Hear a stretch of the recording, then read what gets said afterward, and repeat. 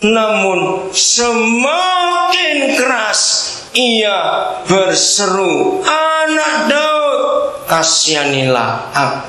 Kembali ke ayat 47.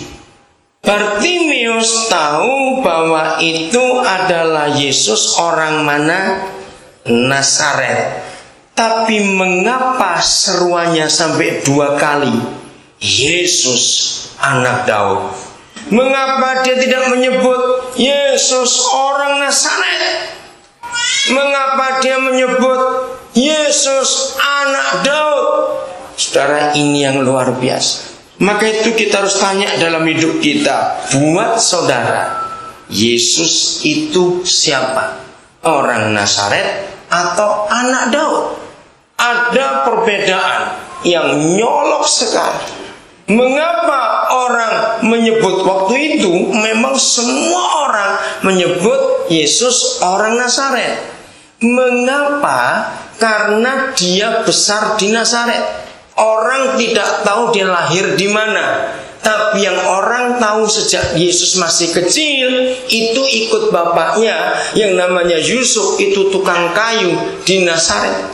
Jadi orang tahu memang Yesus orang Nazaret, anak tukang kayu itu. Dan yang mengagumkan, bagaimana si buta ini tahu dia bukan orang Nazaret. Itu cuma sebutan orang banyak yang tidak tahu asal-usulnya.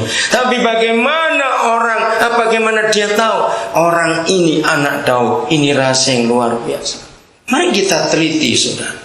Kalau Bartimeus menyebut Yesus orang Nazaret, dia cuma bisa dapat meja 1, betul? Dapat almari mungkin. Kenapa? Karena dia panggil tukang kayu. Yesus orang Nazaret. Dapatnya cuma kayu-kayu itu saja. Tapi dia memanggil Yesus anak Daud. Itu artinya yang diurapi. Ini yang heran. Tuhan Yesus belum ditinggikan oleh Bapa di surga sebagai raja segala raja, karena dia mati saja belum, apalagi naik ke surga. Nah, bagaimana Bartimeus bisa tahu Yesus itu raja segala raja yang diurapi? Yesus itu adalah Kristus. Catat saja nanti baca di rumah, Lukas 7 1-10. Catat, awas gak nyatet. Ya, di rumah gak dibaca, bodoh saudara sendiri, gak mau tahu firman Tuhan. Ada kisah yang sama juga. Seorang perwira di Kapernaum, dia pangdam kalau sekarang di wilayah jajahan. Perwira di Kapernaum berarti dia bukan orang Yahudi, dia penjajah. Masih ingat kisah itu? Ketika dia punya seorang budak yang sangat disayangi, dihargainya, hampir mati karena sakit keras. Mungkin kalau zaman sekarang sudah kena kanker kali orang. Dia nggak nyuruh pegawainya, hambanya ini pulang, tapi panglima ini mencari Yesus. Dan ketika Yesus dipanggil datang, hampir dekat rumahnya, dia suruh orang lain lagi, beritahu Yesus nggak usah datang ke sini, tetap saja ada di sana.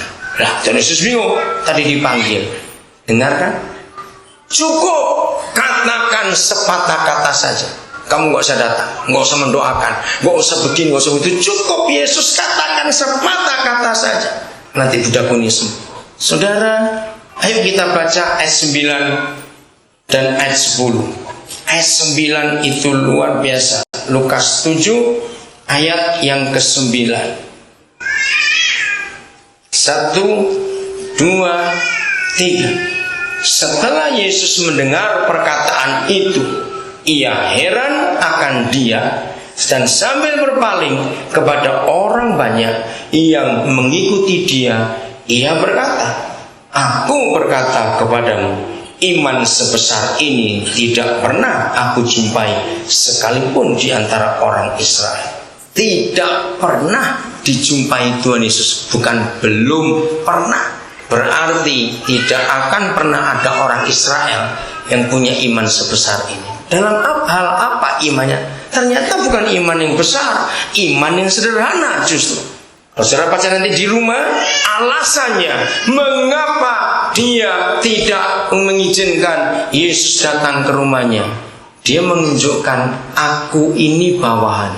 Dia menggunakan sistem militer. Aku punya jenderal. Jadi kalau jenderalku, pemimpinku, komandanku memerintahkan apa saja, nggak ada yang bisa nolak. Aku juga pimpinan. Aku komandan di daerah ini. Aku punya prajurit. Maka kalau aku memerintahkan apa saja, saudara, sistem militer itu memang luar biasa.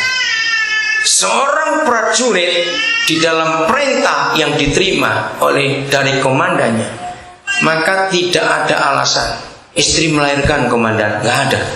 Betul nggak? Bapak saya baru meninggal. Kalau itu perintah, tidak ada dibantah. Nah, panglima ini, perwira ini menggunakan sistem itu. Dengan kata lain, orang kafir ini, orang Roma ini, penjajah ini menempatkan Yesus sebagai apa? Raja, segala raja, sebagai atasan, sebagai orang yang punya otoritas. Lagi sekali seperti Bartimius.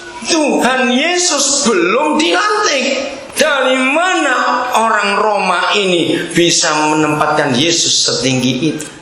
Saudara, maka itu kelegaan akan datang setelah kita sadar bertobat dan kita mengakui Yesus itu Kristus buat aku. Dia memerintahkan apa saja, dia pasti jadi. Sejauh apa kita menghargai, menghormati firman-Nya. Bukankah semua pemimpin, apalagi di dunia militer, perintah komandan itu mutlak? Betul nggak Pak Bujia? Dalam dunia militer, kata komandan itu mutlak. Luar biasa. Begitu pula dalam kehidupan kita, firman Yesus Tuhan kita itu dahsyat dan berkuasa. Siapa yang hari-hari ini mengalami sesak, himpitan dalam hidup, tertekan dan semuanya, ayo kita cari. Mungkin kita belum sadar akan dosa-dosa kita, dan kita masih menikmati dosa-dosa itu. Ayo kita bertobat. Ingat janjinya, yang percaya kepada Dia akan melakukan yang Yesus juga pernah lakukan, bahkan lebih besar lagi dari hal itu. Jangan lupa terus tanya dalam diri kita, apa yang Yesus pernah lakukan, yang kita juga sudah lakukan. Kalau sudah ada itu, baru kita melangkah yang lebih besar lagi. Saudara, kelegaan ini yang dicari oleh semua orang di dunia ini. Dan mulailah dari kita, membuat orang bisa tinggal dalam damai sejahtera sungguh-sungguh. Bisa membuat orang bisa tinggal dalam sukacita, membuat orang bisa tinggal dalam kebahagiaan, karena kita memiliki itu semua. Kembali ke Kisah Rasul 3 ayat 21 tadi, ada janji yang belum diselesaikan oleh gereja, dan biar kita menyelesaikannya. Kristus itu harus tinggal di surga. Berarti dia nggak bisa datang sampai waktu pemulihan segala sesuatu, seperti yang difirmankan Tuhan dan perantaraan nabi-nabi yang kudus di zaman dahulu. Setelah semua kita mengalami kelegaan karena kita mau sadar dan bertobat, dan kita mengakui Yesus itu Kristus buat kehidupan kita, mari kita kerjakan pemulihan dalam segala sesuatu di bumi, supaya Tuhan Yesus cepat datang.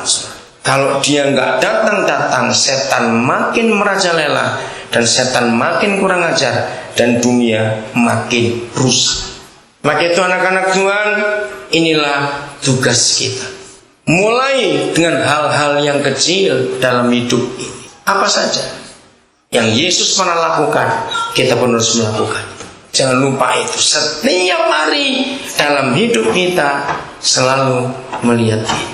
Apa saja yang kita harus lakukan, maka Tuhan ingin seperti yang Dia lakukan. Ayat yang terakhir, Yesaya pasal 47. Kalau ini terjadi, hebat sekali. Yesaya 47 Kelegaan itu diwujudkan dengan kondisi seperti ini.